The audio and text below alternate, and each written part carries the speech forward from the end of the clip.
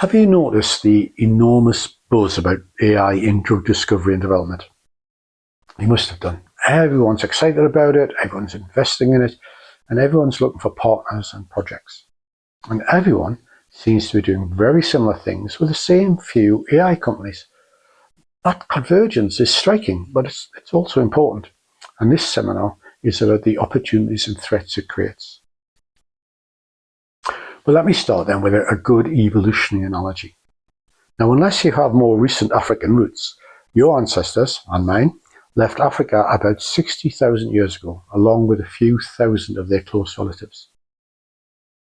Now, that small group formed a bottleneck in our genetic history.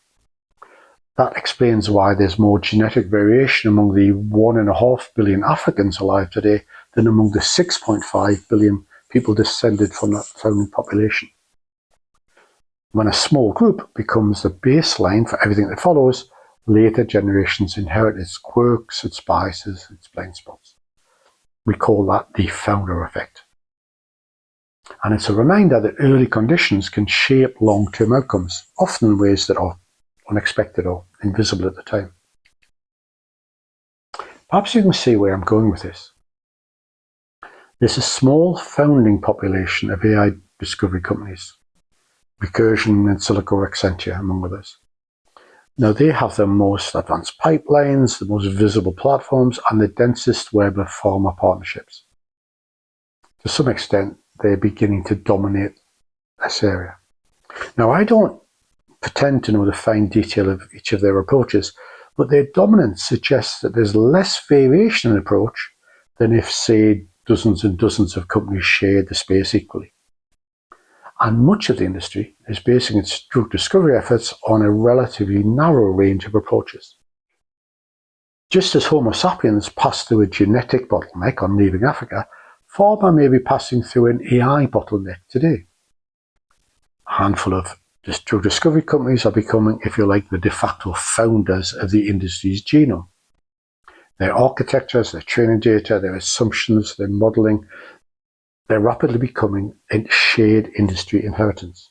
Now, that's not necessarily bad, but it will be consequential. Through my evolutionary lens, I can see three structural risks when many companies rely on the same small set of AI platforms. First is that early biases may become industry-wide. What begins as a quirk of one model might become a systemic blind spot in how we do things. Second, exploration might narrow. If everyone uses the same tools, then the search base may actually contract in practice. Third, innovation may become path-dependent. That is, future discoveries might be constrained by the assumptions embedded in the founding models. To put it another way, if the founders favour certain modalities, certain targets, certain data types, those preferences may echo through the industry for many years, often without us realising it. In evolutionary terms, the industry may be going through a genetic bottleneck that might shape it, for good or for bad, for decades to come. Now, to be clear, I am not saying that the danger is that AI-driven drug discovery will fail. Now, what I'm saying is that it might succeed, but succeed too narrowly. A world in which every company uses AI is not necessarily a world of diverse innovation. It may be a world of beautifully optimized convergence. But the founder effect, hopefully, also should create opportunities too. It should open ecological niches for smaller AI companies exploring different spaces. And importantly, it should invite gene flow. A gene flow in this context would mean ideas and methods and architectures from other industries that aren't part of pharma's bottleneck genome. So that would include variation that may come from unexpected places like academic labs or open source models or cross-disciplinary approaches borrowed from fields like materials science or climate modelling. No one knows how drug discovery will evolve, but Darwin tells us that sameness is often the fastest route to a population's failure. If you'd like to know more about that and perhaps read the article I wrote about it, then please get in touch.